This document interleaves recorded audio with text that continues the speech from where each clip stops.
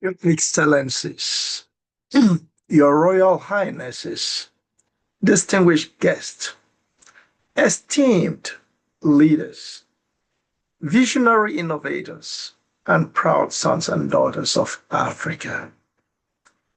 I am Bill FND, President of the Pan-African Writers Association, and a proud son of Chamba Antica extraction. And it is with profound pride and unshakable hope that I submit this video recording on the event of this historic sixth annual convention of Africa's Brain Bank in the year of our Lord 2025. This event is not merely to celebrate an organization. It celebrates an idea whose time has come. I was commissioned to craft a poem celebrating this idea that portends far-reaching effect. That is, the stoppage of the silent hemorrhage of our brightest minds to distant lands.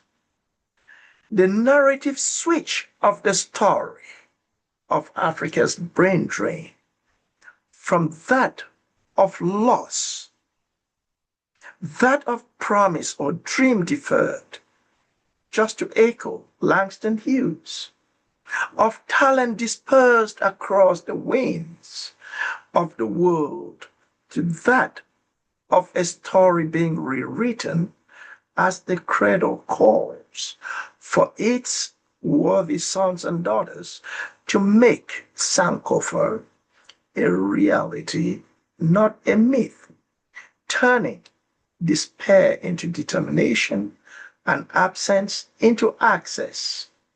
Let us pause and celebrate the visionaries who gave this initiative life.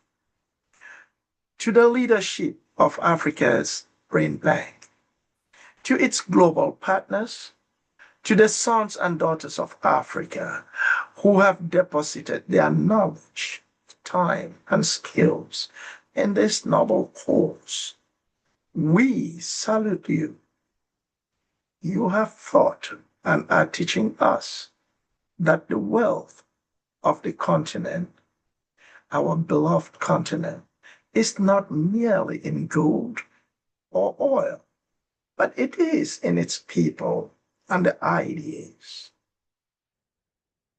As a result, the poem for which I was commissioned reads. The title of the poem first is The Cradle Calling. A tale too often shoved with the wave of a hand and embraced with a grin that mocks a smile.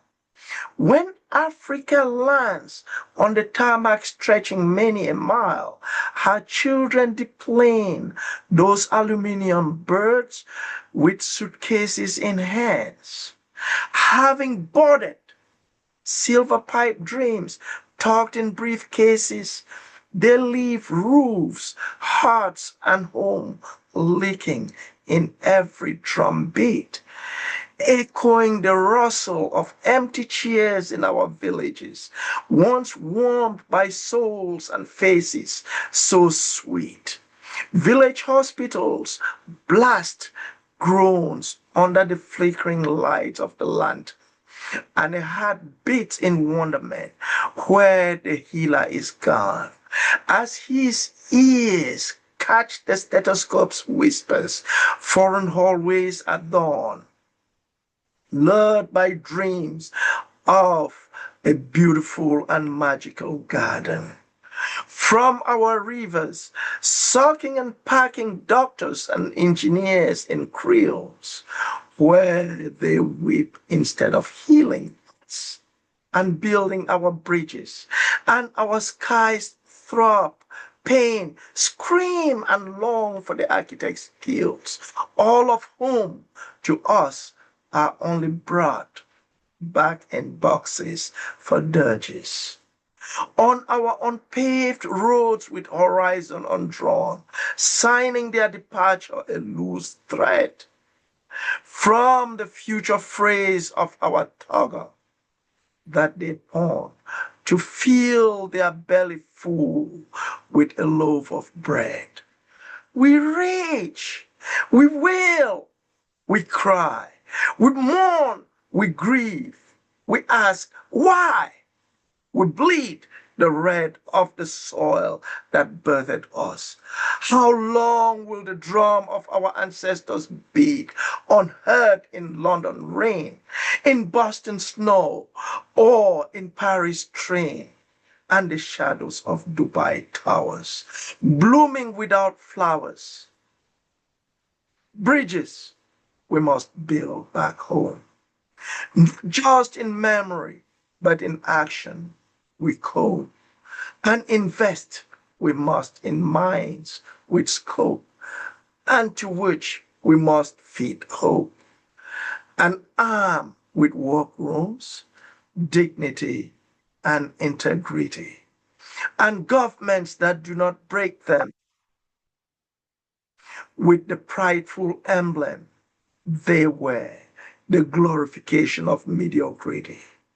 Africa's brain bank holds their hand with solution and would never push them away, but rather show the African diaspora an Africa not a land of dreaded exile, but a cradle calling their brains back home.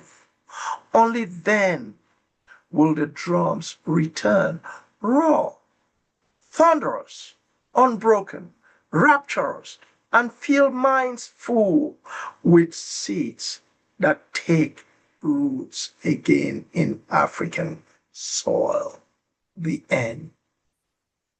May this organization continue to thrive, to grow, and to transform Africa into a continent where no brain is lost and no dream is wasted nor deferred.